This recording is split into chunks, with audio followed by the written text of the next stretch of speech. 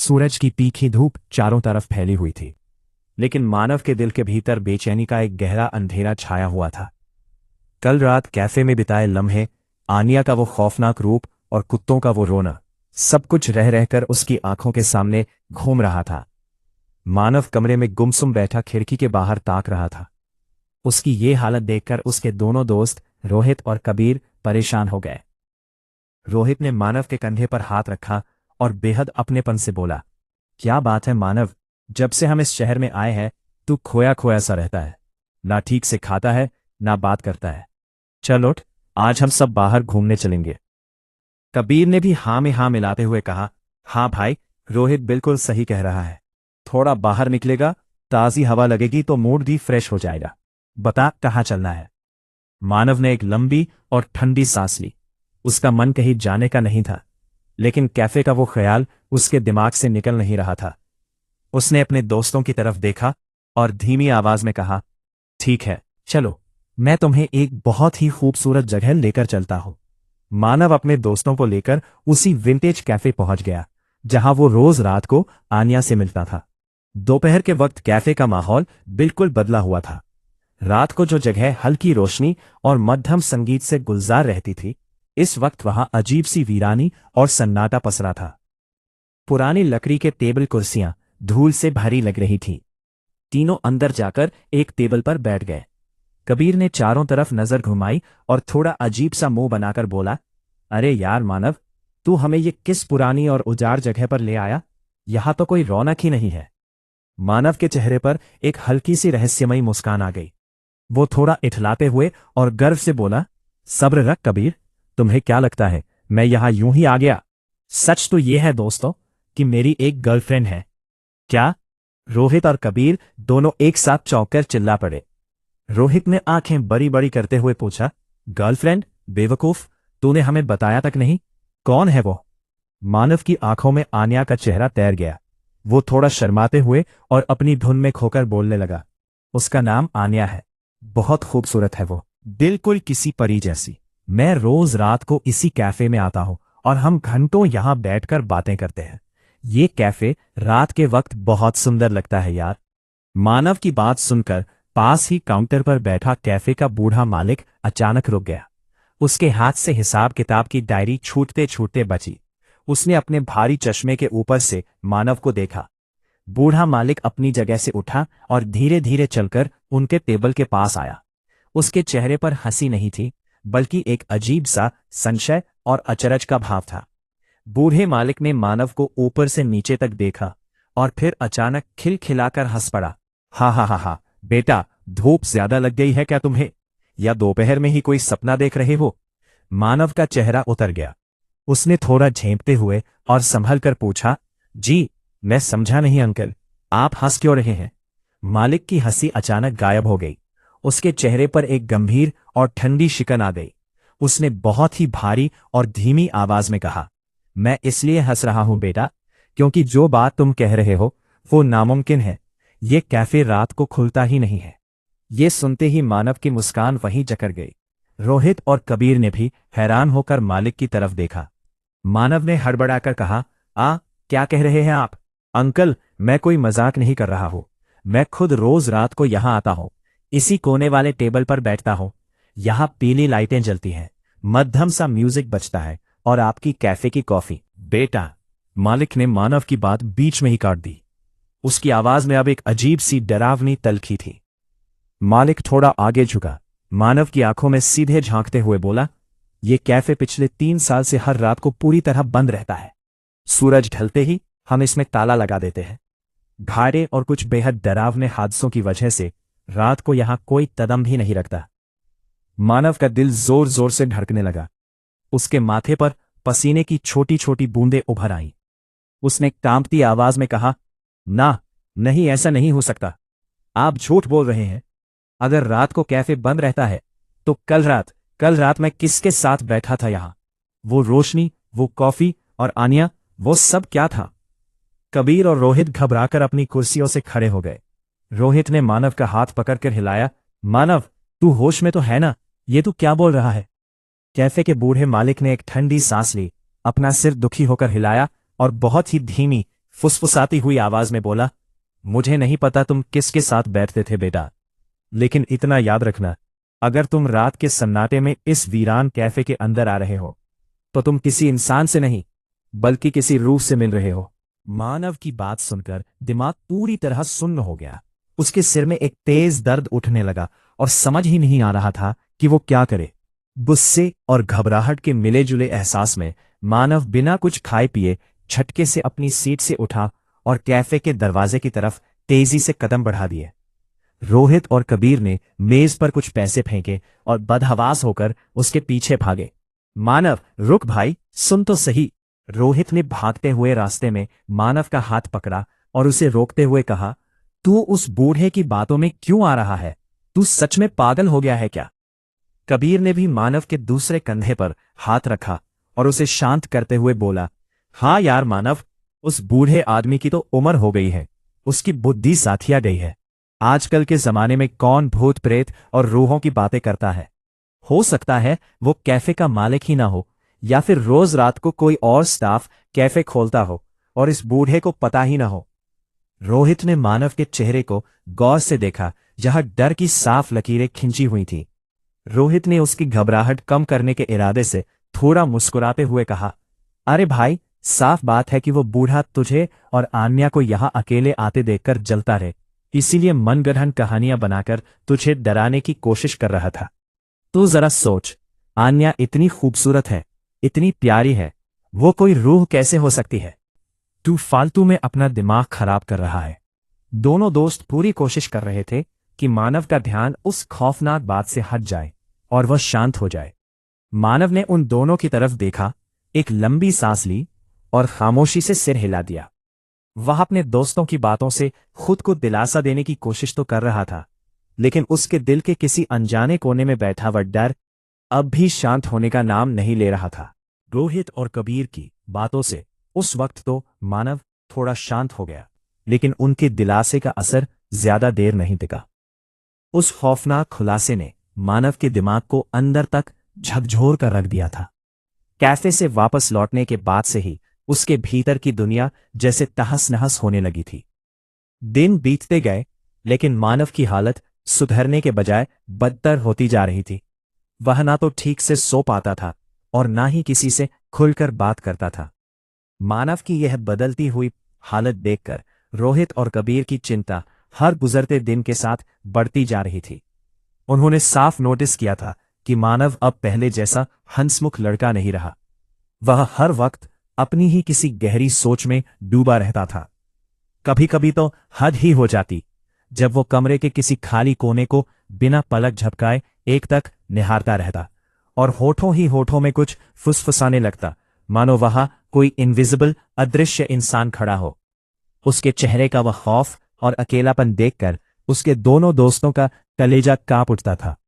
सन्नाटा कुछ ज्यादा ही भारी था। घड़ी की सुइयों ने जैसे ही रात के 12 बजाए, मानव की आंखों में एक अजीब सी दीवानगी और बेचैनी तैर गई। उसने बिना कोई आहट किए अपना जैकेट उठाया और चुपचाप घर के मुख्य दरवाजे की तरफ कदम बढ़ा दिए। वो एक बार फिर आन्या से मिलने जा रहा था, लेकिन इस बार वो अकेला नहीं था। रोहित और कबीर, जो पिछले कई दिनों से उस पर पैनी नजर रखे हुए थे, तुरंत सतर्क हो गए। दोनों ने एक दूसरे की तरफ इशारा किया और बिना कोई आवाज किए दबे पांव मानव के पीछे निकल पड़े। रात का सन्नाटा बेहद गहरा और डरावना था। सड़क पर स्ट्रीट लाइटों की पीली धुंधली रोशनी के अलावा सिर्फ काला स्याह अंधेरा पसरा हुआ था। मानव तेज कदमों से आगे बढ़ रहा था, जैसे को अदृश्य ताकत उसे अपनी तरफ खींच रही हो। उसके पीछे कुछ दूरी बनाकर रोहित और कबीर पेड़ों और झाड़ियों की ओट में छिपते छिपाते चल रहे थे। चलते चलते मानव शहर के एक बिल्कुल सुनसान और वीरान रास्ते पर जाकर रुक गया। वहां दूर दूर तक कोई परिंदा भी नहीं था, सिर्फ सूखी पत्तियों के सरसराने की डरावनी आवाजें आ रही थीं। रोहित और कबीर एक पुराने देवदार के पेड़ के पीछे दुबक गए। उन्होंने जैसे ही सामने देखा, खौफ के मारे उनके जिस्म का खून जम गया। मानव सड़क के ठीक बीचों बीच अकेला खड़ा था।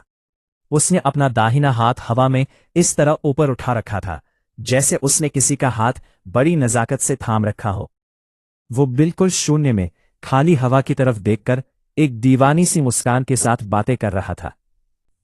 कोई इंसान नहीं था, सिर्फ ठंडी हवा और घोप अंधेरा था। मानव हवा में देखते हुए बेहद मध्यम और प्यार भरी आवाज में कह रहा था, आन्या, आज तुम हमेशा से भी ज्यादा खूबसूरत लग रही हो। ये मंजर देखते ही रोहित और कबीर के रोंगटे खड़े हो गए। उनकी रीढ़ की हड्डी में बर्फ सी ठंडक दौड़ गई। उन्हें समझते देर नहीं लगी कि उनका दोस्त किसी बहुत बड़े और खतरनाक साये के कब्जे में आ चुका है, या फिर उसका दिमाग पूरी तरह किसी वहम का शिकार हो चुका है। इससे पहले कि कोई और अनहोनी होती हो, दोनों दोस्तों ने हिम्मत जुटाई और दौड़कर मानव को पीछे से कसकर दबोच लिया। मानव झटके से होश में आया, उसकी आंखें लाल थीं और वह पागलों की तरह चीखने चिल्लाने लगा, छोड़ो मुझे, रोहित, कबीर, छोड़ो, आन्या सामने खड़ी है, देखो उसे, वह बुला रही है मुझे। सिर्फ हवा की सरसराहट थी। रोहित और कबीर उसे घसीटते हुए जबरदस्ती वापस घर की तरफ लेकर आए। मानव पूरी तरह आपे से बाहर हो चुका था। वह बार बार दरवाजा तोड़कर बाहर भागने की कोशिश कर रहा था। उसकी ताकत अचानक सामान्य से कहीं ज्यादा लग रही थी। अपने जिगरी दोस्त को इस खौफनाक पागलपन और अनहोनी से बचाने के लिए कबीर ने भारी मन से मानव को कमरे के अंदर धकेला, झटके से दरवाजा बंद किया और बाहर से लोहे की भारी कुंडी चढ़ा दी। कमरे के अंदर से मानव के दरवाजा पीटने और आन्या का नाम चिल्लाने की आवाजें गूंज रही थीं, जबकि बाहर खड़े रोहित और कबीर की आंखों में डर और लाचारी के आंसू थे। मानव पूरी रात सोया नहीं। वह बंद दरवाजे को अपने दोनों हाथों से पीटता रहा और लगातार बाहर आने की गुहार लगाता रहा। उसकी आवाज में एक अजीब सा दर्द और तड़प थी। जब सुबह की पहली किरण घर की खिड़कियों से अंदर आई, तब भी मानव की जिद कम नहीं हुई थी। जब रोहित ने दरवाजे के पास जाकर उसे समझाने की कोशिश की, तो अंदर से मानव की थकी हुई लेकिन अडिग आवाज आई, तुम लोगों को बहुत बड़ी गलतफहमी हुई है। वहां आन्या थी, वह सच में वहां खड़ी थी। तुम लोग समझ क्यों नहीं रहे? कबीर उसके लिए खाने की थाली लेकर आया था, लेकिन मानव ने खाने को हाथ तक नहीं लगाया। उसने खाने का एक निवाला भी गले से नीचे उतारने से साफ मना कर दिया। वो तो बस एक ही रट लगाए जा रहा था, मुझे जाने दो, सिर्फ एक बार मुझे उससे मिलने जाने दो। उसकी हालत देखकर दोनों दोस्तों का दिल बैठ रहा था, लेकिन वे उसे उस हालत में आजाद करने का जोखिम नहीं ले सकते थे। दिन ढला और देखते ही देखते एक बार फिर काली डरावनी रात ने अपने पैर पसार लिए। मानव अब भी अपने उसी अंधेरे कमरे में बंद था। धीरे धीरे समय बीतता गया और रात के ठीक 12 बजते ही कमरे के उस खुप अंधेरे में बंद मानव के दिल में आन्या का ख्याल एक बवंडर की तरह उठा। उसके कानों में आन्या से किए गए एक एक वादे गूंजने लगे। मैं तुम्हें कभी अकेला नहीं छोड़ूंगा आन्या, कभी नहीं। आन्या की वह उदास आंखें और उसकी बेबसी मानव के दिमाग पर हावी होने लगी। उससे मिलने की चाहत अब एक पागलपन में बदल चुकी थी। मानव आपे से बाहर हो गया। वह भूखे शेर की तरह दरवाजे पर झपटा और अपने दोनों हाथों से उसे पीटने लगा। खोलो, दरवाजा खोलो रोहित, मुझे जाने दो, मानव चीख रहा था। जब दरवाजे पर लाते मारने से भी काम नहीं बना, तो कमरे में जो भी चीज उसके हाथ लगी, कुर्सी, टीवी का टेबल, भारी सामान, वो सब उठाकर पूरी ताकत से दरवाजे पर पटकने लगा। कमरे के अंदर से चीजें टूटने और मानव के पागलों की तरह चीखने की भयानक आवाजें आ रही थीं। बाहर हॉल में बैठे रोहित और कबीर का डर के मारे बुरा हाल था। वे दरवाजे को कसकर पकड़े खड़े थे ताकि वो टूट ना जाए। मानव भाई, रुक जा, तू क्या कर रहा है? तू मर जाएगा, कबीर ने रोते हुए 12 से चिल्लाकर कहा। रोहित ने भी कांपती आवाज में समझाया, मानव, तू होश में आ, हम तेरे दुश्मन नहीं हैं, हम तुझे बचा रहे हैं।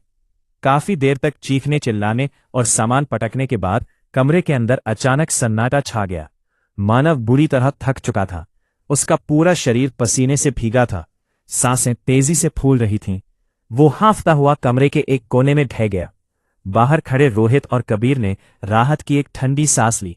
लगा कि शायद मानव थककर शांत हो गया है। दोनों वहीं दरवाजे के बाहर फर्श पर बैठ गए, लेकिन यह शांति तूफान से पहले का सन्नाटा थी। घड़ी की सुइयां धीरे धीरे आगे बढ़ती गईं और रात के ठीक 2 बज गए। अचानक घर की सारी लाइटें एक झटके में बंद हो गईं। पूरे घर में घाव जैसा काला अंधेरा छा गया।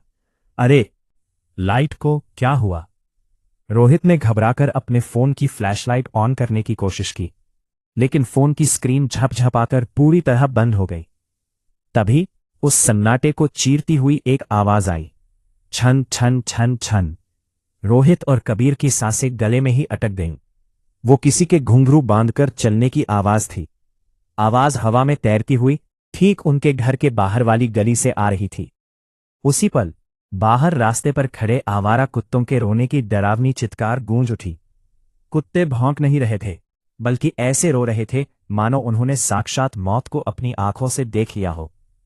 रोहित का पूरा शरीर बर्फ जैसा ठंडा पड़ गया। उसने कबीर का हाथ कसकर दबोच लिया। कबीर के होंठ थर-थर कांप रहे थे। उसके माथे से ठंडे पसीने की बूंदें बहकर आंखों में जा रही थीं। खौफ की इंतहा तब हुई जब घुंघरुओं और कुत्तों के रोने के बीच एक लड़की के सिसकने और रोने की आवाज आने लगी। वो रोना आम इंसान का नहीं था। उस आवाज में ऐसी मायूसी और भारीपन था जो सीधे रूह को कंपा दे। ऐसा लग रहा था जैसे कोई दरवाजे के ठीक बाहर खड़ा होकर रो रहा हो।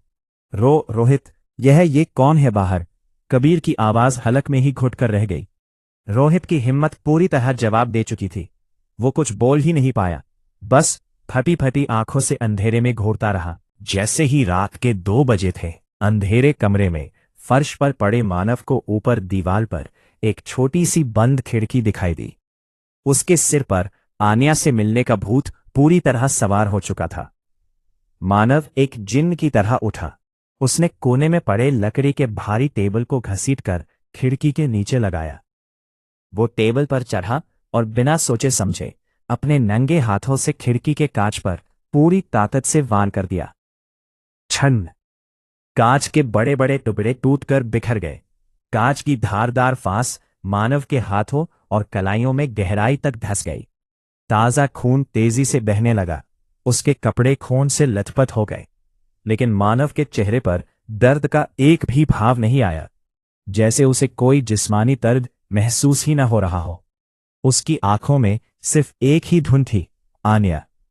मानव ने लहूलुहान हाथों से खिड़की के फ्रेम को पकड़ा और बिना अपनी जान की परवाह किए उतनी ऊंचाई से सीधे बाहर छलांग लगा दी। जमीन पर गिरते ही कांच के कुछ और टुकड़े उसके जिस्म में चुभे, लेकिन वो तुरंत उठ खड़ा हुआ। हाथ से बहते खून की परवाह किए बिना वो पागलपन की हद तक चीखता हुआ अंधेरी सड़क पर भागने लगा। आन्या, मैं आ रहा हूं, आन्या, मैं आ रहा हूं। वो सुनसान अंधेरी सड़क पर लहूलुहान हालत में नंगे पैर भागता जा रहा था, और उसके पीछे हवा में घुंघरुओं की वो डरावनी छन छन अब भी गूंज रही थी। कमरे की खिड़की से छलांग लगाकर बाहर निकलते ही मानव पागलों की तरह उस सूनी अंधेरी सड़क पर दौड़ने लगा। रात के सन्नाटे में उसकी तेज सांसें फूल रही थीं। नंगे पैरों में चुभते पत्थर और कांच उसके जिस्म को छलनी कर रहे थे। पैर लड़खड़ा रहे थे, लेकिन उसके कदम थम नहीं रहे थे। दौड़ते हुए उसके दिमाग में सवालों का एक भयानक बवंडर चल रहा था। वह सोच रहा था, क्या रोहित और कबीर सही कह रहे थे? क्या मैं सच में पागल हो चुका हूं? क्या ये सब सिर्फ मेरे दिमाग का वहम है? लेकिन फिर उसका दिल चीख उठता, नहीं, अगर ये वहम था तो आन्या की वो आवाज इतनी सच्ची कैसे हो सकती है? और वो कैफे का मालिक बकवास क्यों कर रहा था? क्यों सब मुझे झुठलाने में लगे हैं? इन सारे सवालों को पीछे छोड़ते हुए उसके मन में सिर्फ एक ही तरफ बची थी। उसे आन्या को ढूंढना था।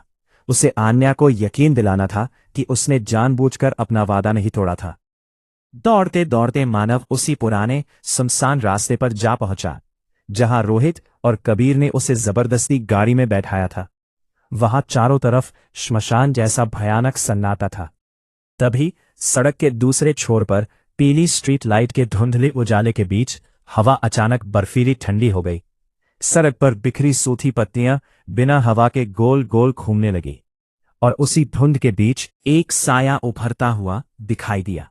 वह आन्या थी। मानव के भागते हुए कदम अचानक वहीं जम गए।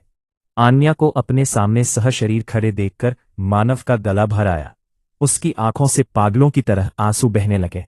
उसकी तरफ उसकी सालों की तन्हाई एक पल में आंसुओं बनकर बह निकली। आन्या! मानव के कांपते होंठों से बस यही नाम निकला। शुरुआत के कुछ सेकंड आन्या की आंखों में भी वही पुराना अथाह प्यार और तड़प नजर आई। उसकी आंखें नाम थीं, जैसे वह भी मानव के पास आने के लिए तरस रही हो। वह धीमी चाल से मानव की तरफ बढ़ी, लेकिन जैसे ही आन्या की नजर मानव की हालत पर पड़ी, उसकी फटी हुई कमीज, कलाइयों से बहता ताजा लाल खून और जमीन पर पड़ते उसके खून से सने नंगे पैरों के निशान। आन्या का चेहरा पलक झपकते ही बदल गया। उसकी आंखों का वो प्यार गायब हो गया और उसकी जगह एक खौफनाक गहरी दरिंदगी ने ले ली। हवा में अचानक एक अजीब सी सनसनाहट फैल गई। स्ट्रीट लाइट की पीली रोशनी थरथराने लगी। आन्या का चेहरा दर्द और भयानक गुस्से से ऐंठने लगा। उसकी आंखें गुस्से से खून जैसी लाल हो गईं। चेहरा जो कभी मोम जैसा हसीन था, अब किसी जख्मी नागिन की तरह खौफनाक लग रहा था। मानव की यह बदहाल हालत देखकर आन्या के अंदर का गुस्सा एक तूफान बनकर फटा। वो एक कदम और आगे बढ़ी। उसकी आवाज अब किसी मासूम लड़की की नहीं थी।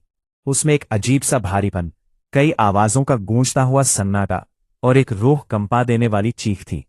उसने हवा को चीरती हुई तीखी आवाज में पूछा, किसने किया? किसने की तुम्हारी ये हालत मानव? उसकी आवाज सड़क की दीवारों से टकराकर गूंजने लगी। मानव खौफ से कांप उठा, लेकिन उसकी आंखों में आन्या के लिए प्यार अब भी कम नहीं हुआ था। सड़क के उस भयानक सन्नाटे में आन्या की तीखी और भारी आवाज हवा को चीरती हुई गूंज रही थी। किसने किया? किसने की तुम्हारी ये हालत मानव? मानव के शरीर से बहता हुआ गर्म खून और उसकी ये बदहाल हालत देखकर आन्या की आंखों में एक गहरा खौफनाक गुस्सा तैर रहा था। सड़क पर पीली स्ट्रीट लाइट की धुंधली रोशनी उसके चेहरे पर अजीब सी परछाइयां बना रही थी। लेकिन मानव आन्या के इस उग्र और डरावने रूप से जरा भी नहीं डरा। उसकी आंखों में आन्या के गुस्से का डर नहीं था, बल्कि उसके दिल में सिर्फ अपनी आन्या को खो देने का डर था। मानव ने अपने लहूलुहान और कांपते हुए हाथों को आगे बढ़ाया। वो धीमे धीमे लड़खड़ाते कदमों से आन्या की तरफ बढ़ा। उसके हाथों से खून की बूंदें जमीन पर टपक रही थीं। आन्या, शांत हो जाओ, प्लीज मेरी बात तो सुनो। मानव की आवाज दर्द और बेइंतहा प्यार से भारी हो रही थी। आन्या ने अपनी लाल आंखों से मानव के चेहरे को देखा, जहां जख्मों के दर्द से ज्यादा उसके लिए एक अजीब सी दीवानगी झलक रही थी। मानव ने अपनी भीगी हुई आंखों से आन्या को देखा और तड़पते हुए बोला, किसी ने मेरे साथ जबरदस्ती नहीं की आन्या, तुम गलत समझ रही हो। रोहित और कबीर मेरे जिगरी दोस्त हैं। जब कैफे के मालिक ने कहा कि वो कैफे सालों से रात में बंद रहता है, तो वे घबरा गए थे। वे बस बहुत डर गए थे। मानव ने बिना किसी हिचकिचाहट के आन्या के बर्फ जैसे ठंडे हाथों को अपने खून से सने हाथों में थाम लिया। उसकी आंखों से आंसू छलक पड़े। वे मुझे तुमसे दूर रखना चाहते थे आन्या। उन्होंने मुझे कमरे में बंद कर दिया था ताकि मैं तुमसे न मिल सकूं। लेकिन वे नहीं जानते कि तुम्हारे बिना मेरी जिंदगी कुछ भी नहीं है। तुमसे मिलने के लिए, तुम्हें ये यकीन दिलाने के लिए कि मैंने जानबूझकर अपना वादा नहीं तोड़ा, मैं उस खिड़की के कांच को अपने नंगे हाथों से तोड़कर भाग आया।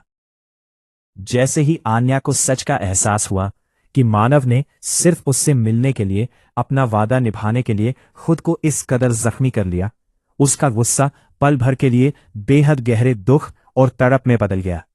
उसने अपने कांपते हाथों से मानव के लहूलुहान चेहरे को छुआ। उसकी आंखों से आंसू छलक पड़े। तुम पागल हो मानव, बिल्कुल पागल। तुमने मेरे लिए खुद को इस हाल में डाल दिया। मानव ने अपनी आंखें मूंद ली और आन्या के हाथ को अपने गान से लगा लिया। अगर तुम्हारे पास आना पागलपन है आन्या, तो मुझे ये पागलपन बार बार मंजूर है। आन्या ने बिना कुछ कहे मानव को कसकर अपने सीने से लगा लिया। मानव तो सुकून से आंखें मूंदे उसके आगोश में था। उसकी सारी थकान मिट रही थी।